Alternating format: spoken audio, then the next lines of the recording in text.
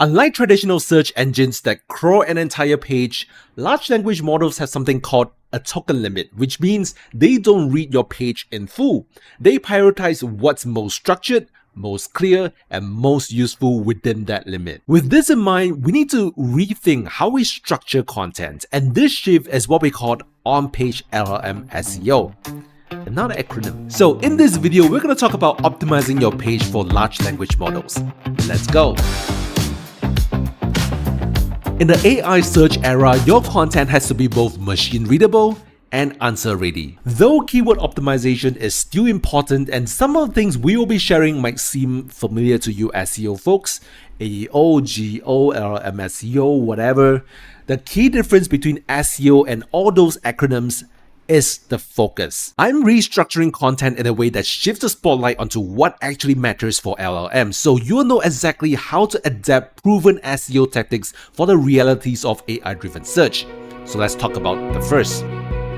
Since large language models have a crawl limit on each page, it makes total sense to have a key takeaway section at the top of the page. Now, this is not something new, but let me add something on top of it. LLMs work especially well with questions and answer formats because they are trained on conversational patterns and structured Q&A data. So instead of just putting a list of key takeaways, why not make it into the Q&A format? For example, we are writing an article about AI search optimization. We have a key takeaway section at the top, but instead of pointers, we will put it in the Q&A format. In traditional SEO, we will put it in this way where we just share what is most important. But in on-page LLM SEO, we turn whatever we can into the Q&A format. Important pointers where we can't optimize, we will keep them in a list. What's more is that we can add an FAQ schema to this Q&A section. This will help traditional search engines to understand more about your page. Large language models rely on traditional search engines for answers, so if we optimize that part of the content for traditional search engines,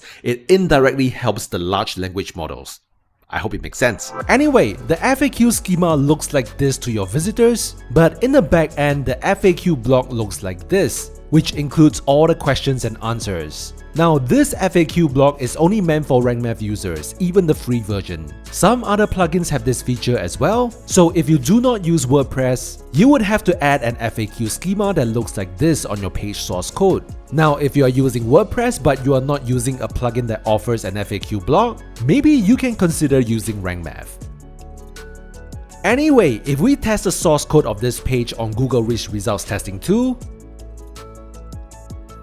we will see an FAQ schema detected and all the questions and answers are part of the schema, which allows search engines to easily understand that part of the page. So if you want to create this FAQ block on your page, all you need to do is to go to the area when you want to add the block, click on Add Block, you can search for FAQ, and this is the block, or you can click on Browse All, scroll all the way down to the RankMath blocks, and you will find the FAQ block. From here, you can add your questions and answers. And if you need another set of question and answer, you can just click on this. And there you go. Now, if you are stuck and need an AI to write the answer for you, just click on this and Content AI will write it for you. Of course, you need to fact check the text. And then feel free to add an image for your question. For example, this.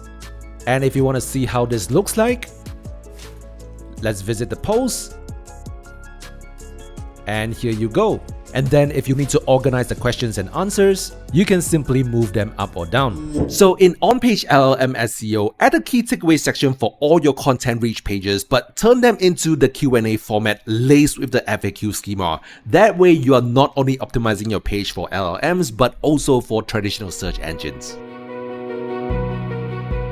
Now, in traditional SEO, we were taught to add the FAQ section at the bottom of the page, and we have already talked about moving it to the top of the page instead. But what if we add the FAQ block to wherever it makes sense? You see, we have the FAQ block in the key takeaways section, but what if in this section where we talk about the LLMS.text optimization, we add an FAQ block? Because you see, in the content about AI search optimization, we talked about adding the LLMS.text to the site, but there are claims that the large language models do not crawl the LLMS.text file, and that becomes a common question that many will ask, related to LLMS.text. So for this section, we add an FAQ block to address this question. Now you must be thinking, Can you really add multiple FAQ blocks on the same page?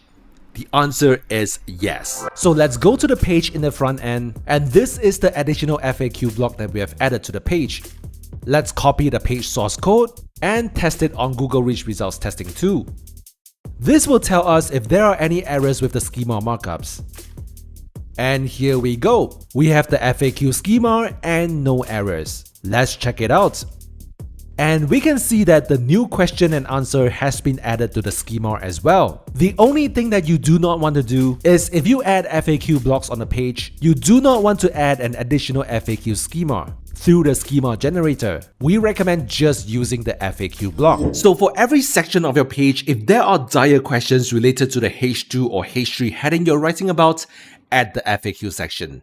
Questions and answers about a specific topic helps not only traditional search engines but also the LLMs. Now, in traditional SEO, we are writing for humans and search engines to index, but for on-page LLM SEO, we are writing for LLMs to understand the relationship between concepts and entities while humans still benefit. For example, in traditional SEO, we will write something like optimize for voice search helps users find content through spoken queries. But in entity-rich content, we would write something like optimizing for voice search allows AI assistants like Alexa, Siri, or Google Assistant match questions with answers to help users find content through spoken queries. The meaning are the same, but we have included entities. Alexa is an entity, Siri is an entity, Google Assistant as well, and we group the separate entities into one entity called AI Assistants. And we associate those entities with a key point, which is optimizing for voice search helps users find content through spoken queries. So we are essentially associating those entities with voice search optimization. Another example would be adding visual elements makes content easier to scan and understand. This is how you would typically write content in traditional SEO. Yes, visual elements can be an entity, but it is not specific. In traditional SEO, you could have defined visual elements like tables, lists, headings, etc. on other parts of the page, but as we have mentioned, LLMs do not crawl the entire page, so we need to add those definitions into the sentence that matters to LLMs, such as adding lists, tables, headings, images, and other visual elements make content easier to scan and understand. List is an entity, tables is an entity, headings, images as well. And we have grouped them into visual elements as one entity. And we associate these entities with making content easier to scan and understand. Because the thing is, traditional search engines can read the whole page, so they usually understand the meaning from the text around it and don't require you to mention entities in every sentence. But for LLMs, they read text in chunks and can't see the whole page at once, so you need to give context and mention key entities in your sentence and associate them with your key points. Of course, the next question is, if I put entities all over the page, wouldn't it make the entire page hard to read because you are adding entities after entities on almost every sentence? And that's why we recommend doing this. What we were taught in traditional SEO is that we should be optimizing our H2 and H3 heading with keywords and optimize the first sentence after each heading with a direct, punchy, one-sentence answer so that we can increase our chance of getting the feature snippet on Google. But in on-page LLM SEO, we should make the headings into questions whenever possible, and we should still optimize the first sentence the same way but adding entities to them. For example, our article is talking about all the different AI search optimizations. On our first H2 heading, it is a question, and we should answer them in a short and punchy line. Let's scroll down, we'll talk about this in a while.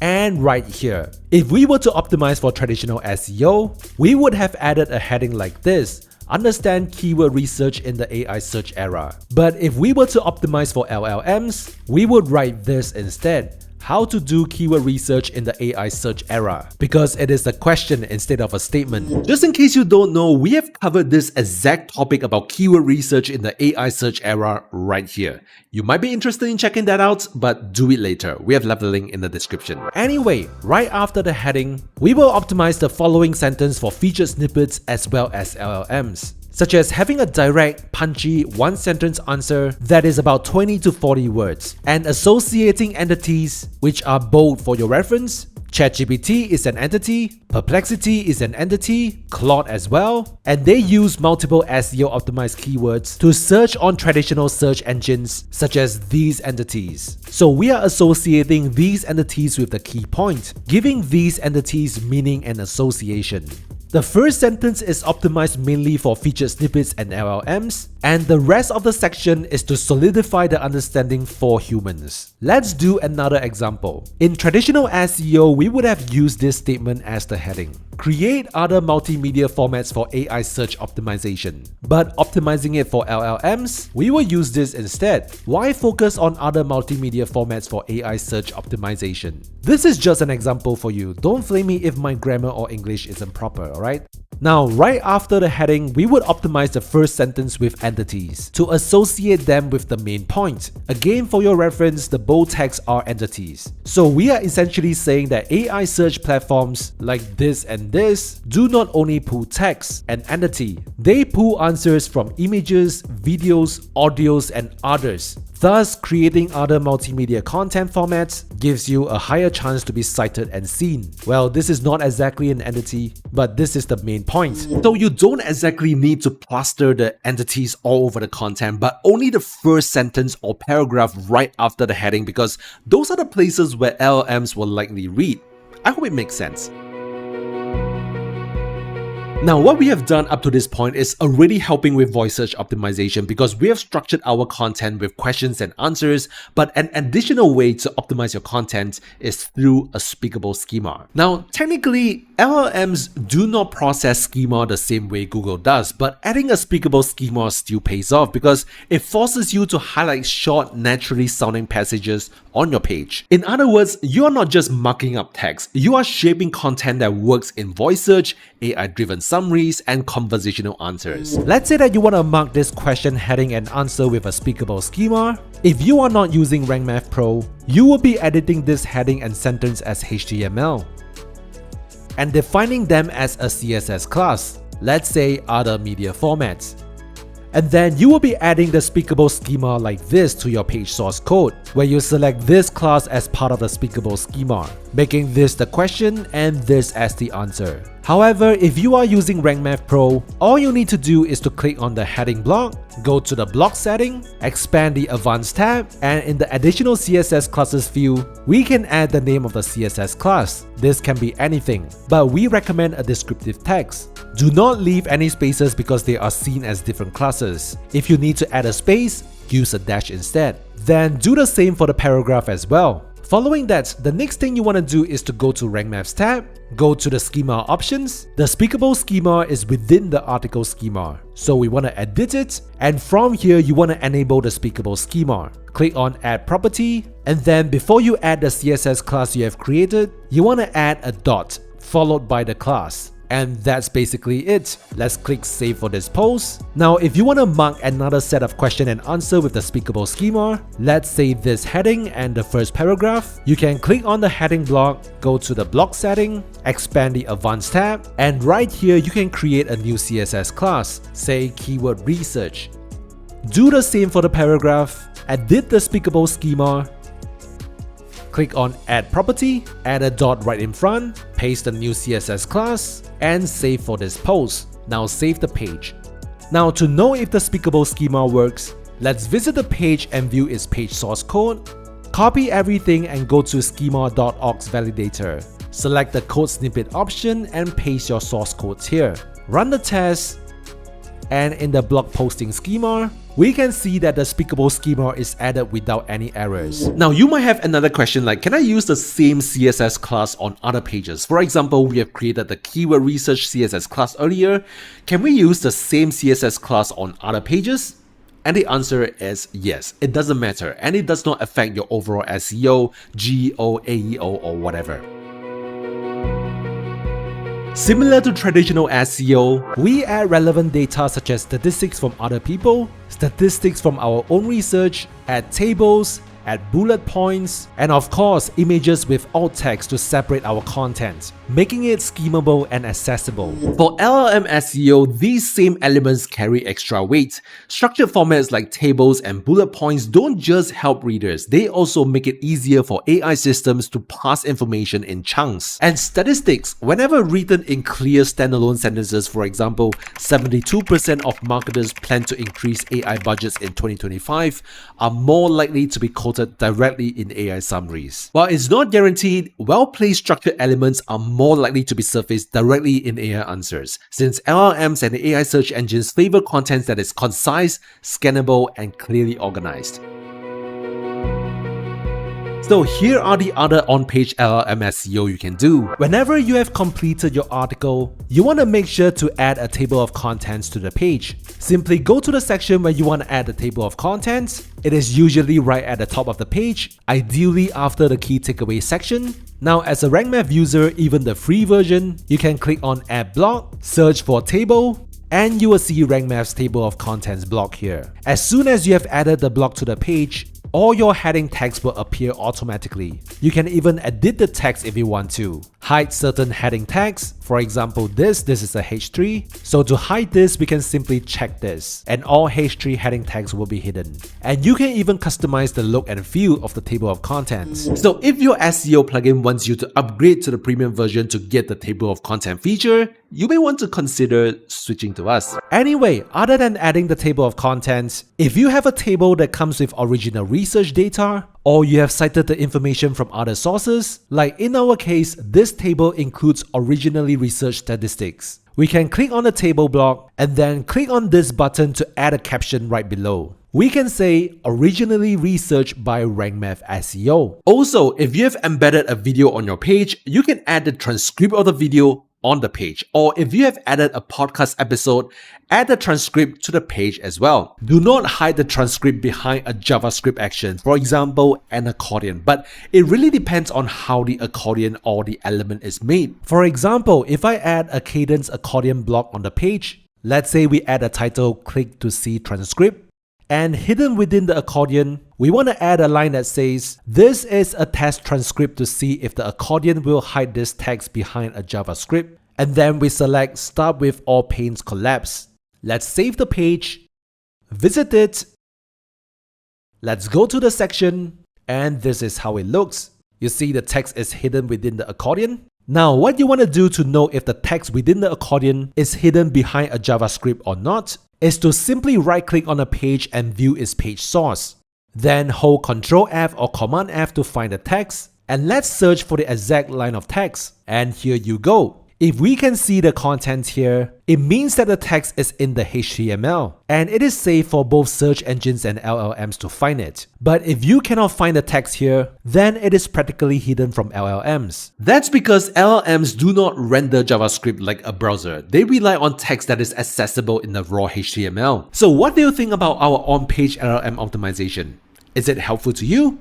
If yes, can you do us a favor and smash that thumbs up? And in the meantime, drop a comment down below and let us know what topics you want us to cover. Our channel is all about helping you grow your brand traffic, and if you haven't subscribed to us yet, consider doing so. This is Jack from Rank Math. I'll see you in the next video.